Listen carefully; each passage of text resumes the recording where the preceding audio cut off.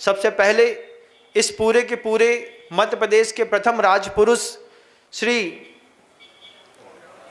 मोहन जी यादव, उनको सबसे पहला साधुवाद देता हूँ कि उन्होंने जितने भी धार्मिक क्षेत्र थे उसमें शराबबंदी कर दी है। मोहन जी यादव ने इतना अच्छा काम किया है। उज्जैन है, अमरकंटक है, ओंकारेश्वर है, ऐसे 19-20 स्थानों को, चित्रकूट है, ऐसे 20 स्थानों को चयनित करके वहाँ से पूरे के पूरे पवित्र क्षेत्रों में आज से शराबबंदी कर दी गई है। अब नगर निगम की सीमा के बाहर शराब मिलेगी, अंदर तो नहीं मिलेगी, ये तय हो गया। ये भी बहुत बड़ी जीत है शुरुआती दौर पर।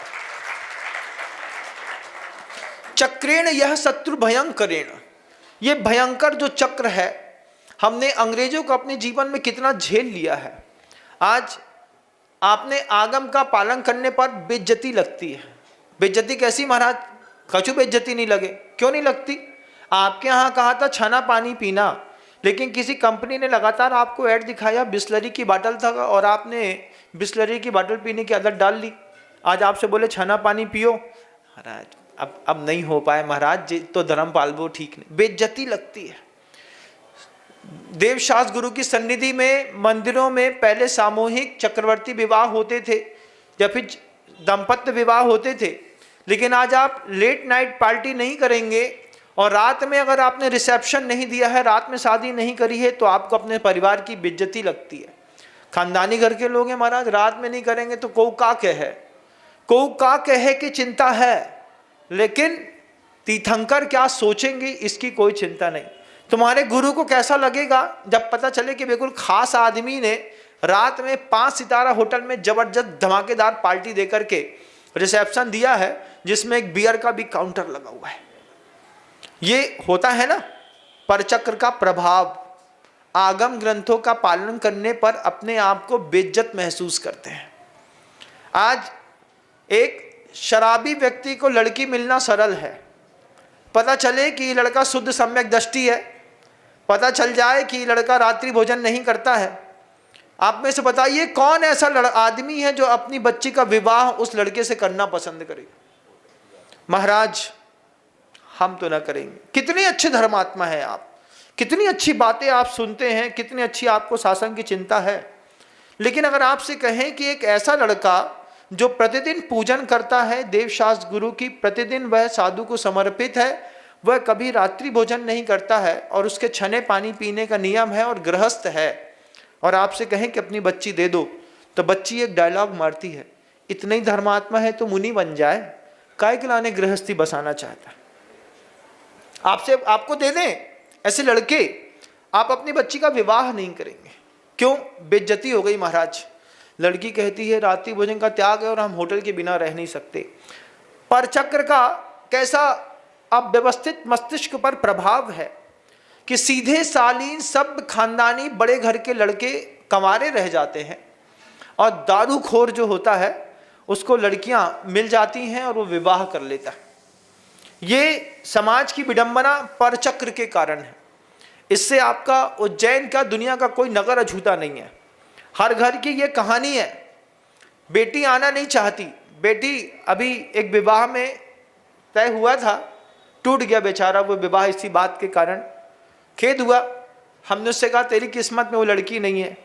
बोलता हाँ महाराज श्री, आर्या भार्या च पुण्येन बिना न लभ्यते। उसने हमको सूत्र सुखाया कि आर्या छंद होता है संस्कृत में और भार्या मतलब अच्छी पत्नी, पुण्येन बिना न लभ्यते, बिना पुण्य के नहीं मिलती।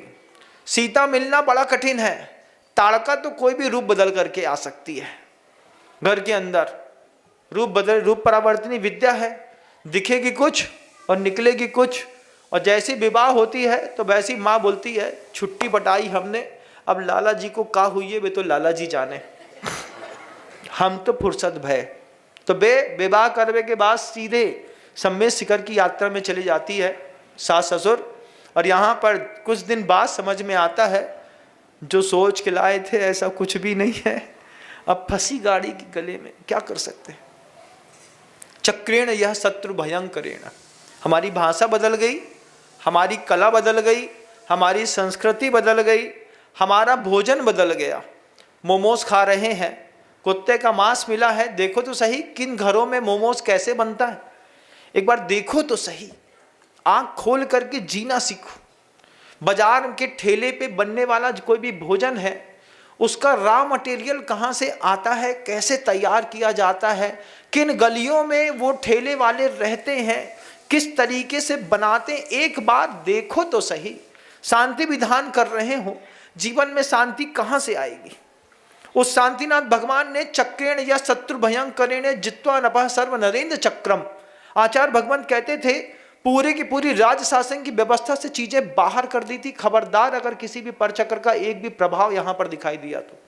आज आप ड्रेसिंग सेंस के मामले में कितने बाहर निकल आए हैं, ये तो आप खुद जानते हैं। आज आपके घर के अंदर कभी एक टाइम होता था कि कोई गाउन पहनता था, फिर उसके बाद नाइटी आई। आज पता नहीं रात में आपके पहनने का ड्रेसिंग सेंस का स्टैंडर्ड क्या होगा। जानता तो सब हूं, लेकिन कहना अच्छा नहीं होता। आप खुद तय करिएगा, क्या ये संस्कृति के ऊपर कुठाराघात नहीं था? क्या आप तय कर सकते हैं कि आपकी बच्ची जो घर के अंदर कपड़ा पहनती है, आपकी अनुपस्थिति में अगर वो एक स्कूटी में एक राउंड शहर का मार गई, फिर पता है कि मोहल्ले में कितनी बुलेट घूमेंगी आपके यहाँ? एक स्कूटी के पीछे 15 बुलेट घूमेंगी और बच्ची कहाँ चली जाएगी पता भी नहीं चलेगा। आज उसी परचक्र का प्रभाव था। सोशल मीडिया लगातार जब बच्चियों को स्वतंत्रता की बात करती है, तो आज इंदौर शहर, उज्जैन शहर, मेट्रो सिटी, किसी भी शहर में चले जाइए, कस लगाती हुई, फूंकती हुई बेटियां रोड पे खड़ी होकर के और पूरे स्टैंडर्ड के साथ, जैसे वो संजय दत्त, शाहरुख खान करते हैं, उसी स्टैंडर्ड की पूरे स्टाइल दिखा दिखा करके ये जो पाप की स्वतंत्रता मिली है, ये भरत चक्रवर्ती का भारत नहीं है, ये कृष्ण का नहीं है, ये राम का नहीं है। शांतिनाथ भगवान की आज हम आराधना कर रहे हैं, लेकिन इन चीज़ों को भी गौर करिएगा कि यहीं पर रामलला का मंदिर बनाने वक्त रामलला को काल्पनिक कह दिया गया। सोचिए कभी, जब बहस हुई कोर्ट में तो क्या कह दिया? राम काल्पनिक पुरुष है, और मदर टेरेसा को संत मान लिया। माना कि नहीं? बोलो हाँ, माना। भारत के अंदर आप मदर टेरेसा को संत मानते हैं, रामलला को काल्पनिक आपके आगम ग्रंथों में लिखे हैं, उसके बाद भी आप सोचते हैं अरे हुए होंगे, कौन ने देखा, आंखों देखा, इसको संत मान गए। जय जिनेंद्र। अगर आपको मेरी वीडियो अच्छी लगती है तो प्लीज़ मेरे चैनल को लाइक करें, शेयर करें और सब्सक्राइब करें। Thank you.